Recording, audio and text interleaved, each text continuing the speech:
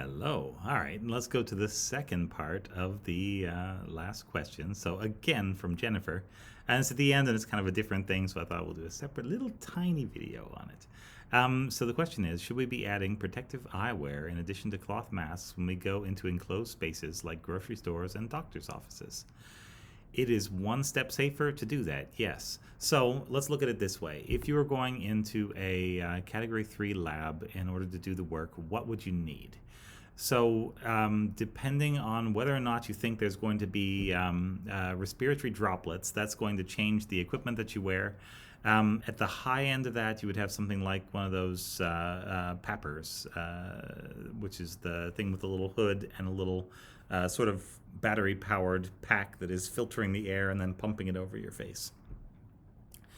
But that is not the actual requirement. The requirement would just be some kind of respiratory protection, like a little dust mask, like a little N95, something like that.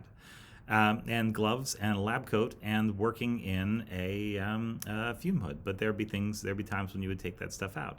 And it would be recommended, but I think not absolutely required, to have eye protection as well. But eye protection is a good thing.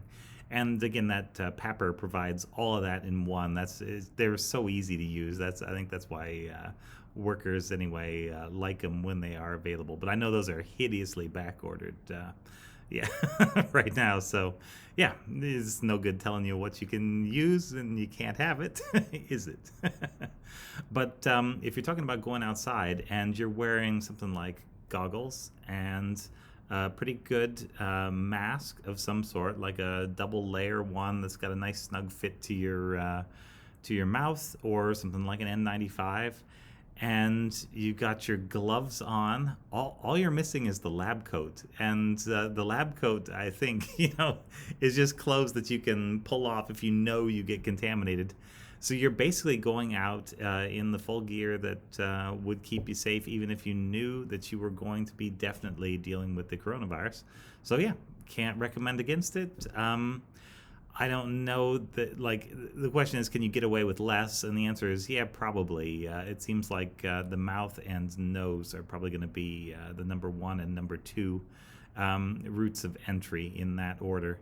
And I think if you are protecting the mouth and nose, and the mouth's probably going to be the number one route of exit for the virus, if you protect those, then you've probably knocked out most of the opportunity for transmission. Yeah, which is good. So there we go. Yeah, good question. Thank you very much. Ask Dr. Ben.